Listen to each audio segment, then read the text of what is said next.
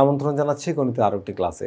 আজকের ক্লাসে আমরা নমুনা প্রশ্ন নম্বর 1 থেকে 4, অর্থাৎ আমরা খুব গুরুত্বপূর্ণ 4টি এমসিকিউ সমাধান করব এবং তার অ্যান্সারগুলো বের করার চেষ্টা করব। আমাদের প্রথম প্রশ্নে বলা হচ্ছে কি, দেখো যে সমবাহু ত্রিভুজের একটি বাহুকে উভয় দিকে বর্ধিত করলে যে বহিস্থ কোণ তৈরি হয় তার বিয়োগফল কত?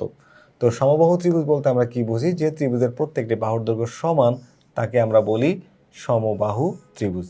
মনে করো এ বি সি, এটাকে যদি আমি সমবাহু ত্রিভুজ কল্পনা করি, তাহলে এটা প্রত্যেকটা বাহুর দৈর্ঘ্য সমান। সেক্ষেত্রে প্রতিটি কোণের মান, কোণ এ, কোণ বি, কোণ সি, এগুলোও সমান হবে। প্রত্যেকটি কোণের মান হবে 60 ডিগ্রি করে। কত ডিগ্রি করে হবে বলতো? 60 ডিগ্রি। এটার মান হবে 60 ডিগ্রি। এখন বহিস্থ কোণ বলতে আমরা কি বুঝি? ত্রিভুজের যে কোনো বাহুকে যে কোনো একদিকে বাড়ালে একটা বহিস্থ কোণ তৈরি হয়। তার বিসি বাহুকে যদি তুমি ডি পর্যন্ত বাড়াও, তাহলে এখানে একটা বহিস্থ কোণ তৈরি হবে। দেখো কোণটা এই যে। আবার যদি তুমি বিসি বাহুকে এই বি থেকে ই পর্যন্ত এখানে এদিকে বাড়াও, তাহলে এখানে একটা বহিস্থ কোণ তৈরি হবে। তাহলে এই দুইটা কোণের বিয়োগফল বের করতে হবে। তাহলে আগে আমাদের এই দুইটা কোণের মান জানতে হবে। আমরা জানি বহিস্থ কোণের মান তার বিপরীত অন্তস্থ কোণ দুইটির সমান। যখন আমি এসিডি কোণের কথা কল্পনা করছি, তখন তার এই সন্নিহিত কোণটা বাদ যাবে, অর্থাৎ সি কোণটা বাদ যাবে। যে এই এ কোণ আর বি কোণ যোগ করলে যা হয় সেটা হবে তার কোণের মান। তার মানে 60 + 60 কত ডিগ্রি হচ্ছে বলো তো? 60 + 60 হচ্ছে 120 ডিগ্রি। তাহলে আমরা পাচ্ছি হচ্ছে এই কোণটার মান 120 ডিগ্রি। ওকে, দেখো তাহলে আমরা জানি সমবাহু ত্রিভুজের প্রতিটি কোণের মান তো সমান। তাহলে এই কোণটা বাদ দিলে কি হচ্ছে? বহিস্থ কোণের মান হচ্ছে 60 + 60 120। ঠিক একই রকমভাবে এই কোণটাও কিন্তু এই সাইড বাদ যায়, সেটা সাইড যোগ করলে হবে 120 ডিগ্রি। অথবা তুমি আরেকভাবে চিন্তা করতে পারো, যদি সমবাহু ত্রিভুজ, তো আমরা এটা সরলরেখা, দেখো এই বিসি বিডিটা সরলরেখা, তার এক পাশে 60 ডিগ্রি, তাহলে অন্য পাশে 120 ডিগ্রি, মোট হচ্ছে 180 ডিগ্রি। এখানেও সেম 60, তাহলে এই পাশে 120, মোট হচ্ছে 180। মানে 180 থেকে 60 বাদ দিলেও সেটাও চিন্তা করতে পারো। তো এখানে বহিস্থ কোণের কনসেপ্টটা যখন এভাবে তুমি কোণের মানটা জানো বা বের করতে, তখন আমরা জানি বহিস্থ কোণের মান তার বিপরীত দিকের অন্তস্থ কোণ দুইটির সমষ্টির সমান। তার মানে এই দুইটা কোণ যোগ করলে বাইরের কোণটা সমান হবে। তো বলছে এদের বিয়োগফল, যদি যোগফল বলতো তাহলে অ্যান্সার একরকম হইতো। বিয়োগফল মানে 120 থেকে মাইনাস করো 120 ডিগ্রি সমান সমান 0। এই 0 হচ্ছে আমাদের এই কোশ্চেনের অ্যান্সার। যদি বলতো যোগফল, তাহলে আমাদের অ্যান্সার হতো ঘ। যদি বলতো একটি বহিস্থ কোণের মান কত, তাহলে অ্যান্সার হতো এইটা। আশা করি তোমরা এই প্রশ্নটি বুঝতে পেরেছো। আমরা পরের প্রশ্নে চলে যাব। পরের প্রশ্নে পাশে একটা চিত্র দেখতে পাচ্ছ, একটা চিত্রের মধ্যে অনেকগুলো কোণ আছে। আমরা দেখতে পাচ্ছি কোণ ও, এ ও বি, এ ও সি আর এ ও ডি। আচ্ছা, এই কোণগুলোকে আমরা একটু বোঝার চেষ্টা করব। কি কি প্রশ্ন করা হচ্ছে? প্রথমে বলা হচ্ছে যে অ্যাঙ্গেল এওসি সূক্ষ্মকোণ। অ্যাঙ্গেল এওসি কি বলতো? সূক্ষ্মকোণ। তাহলে আমরা একটু দেখবো যে এওসি আসলে সূক্ষ্মকোণ কিনা।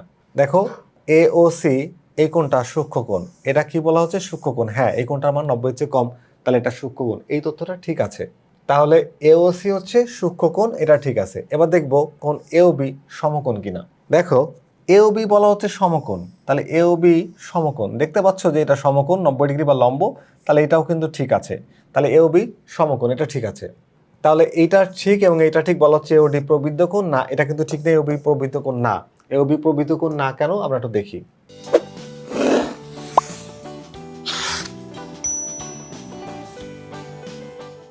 এওবি কোণটাকে তুমি দেখো, এওবি এই যে কোণটা, এই কোণটার মান 180-র চেয়ে বড় না। আমরা জানি প্রবৃদ্ধ কোণের মান হচ্ছে 180-র চেয়ে বড়, আর 360 থেকে ছোট। যেহেতু এটা 180-র চেয়ে বড় না, তাহলে এটা প্রবৃদ্ধ কোণ, এটা স্থূল কোণ।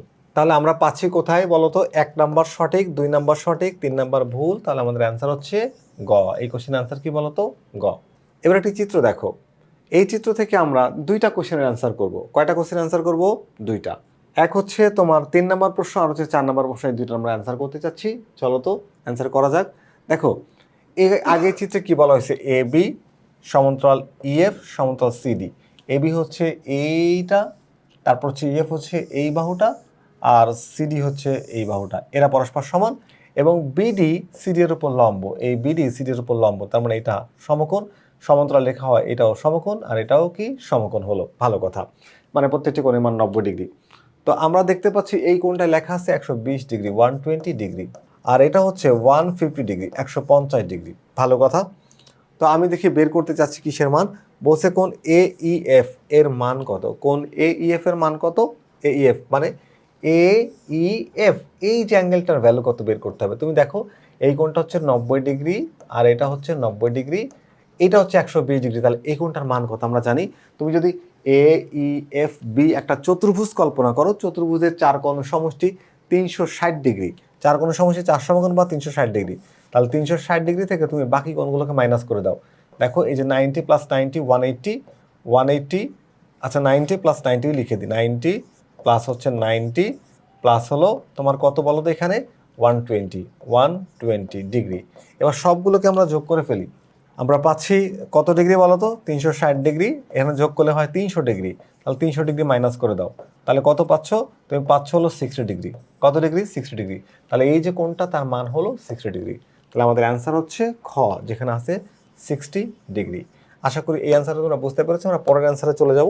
পরের অ্যান্সারটা কি, অ্যাঙ্গেল বিই, তোমার হচ্ছে বিএফই, বিএফই এর মান কত, বিএফই দেখো বিএফই এই মানটা চাচ্ছে, ভালো করে বোঝো, এটা তো লম্ব টানা হয়েছে তাই না, প্রশ্নে বলেছে লম্ব, তাহলে এইটা যে রেখা এটা তার সমান্তরাল সরলরেখা, সমান্তরাল সরলরেখা, তাহলে এটা যদি এখানে লম্ব হয় তা অনুরূপ কোণ হিসেবে এটাও লম্ব হবে, লম্ব মানে 90 ডিগ্রি, তাহলে এখানেও কি 90 ডিগ্রি। তাহলে আমাদের অ্যান্সার হচ্ছে এই গ, যেখানে আছে 90 ডিগ্রি। তো আমাদের এই নমুনা প্রশ্নের মধ্যে আসলে এই 4টি প্রশ্নই ছিল। 4টি প্রশ্ন আমরা তোমাদেরকে বোঝানোর চেষ্টা করলাম, আশা করি তোমরা বুঝতে পেরেছো। আজকের ক্লাসটি এখানে শেষ করছি। টেকনিকের সাথে থাকার জন্য ধন্যবাদ।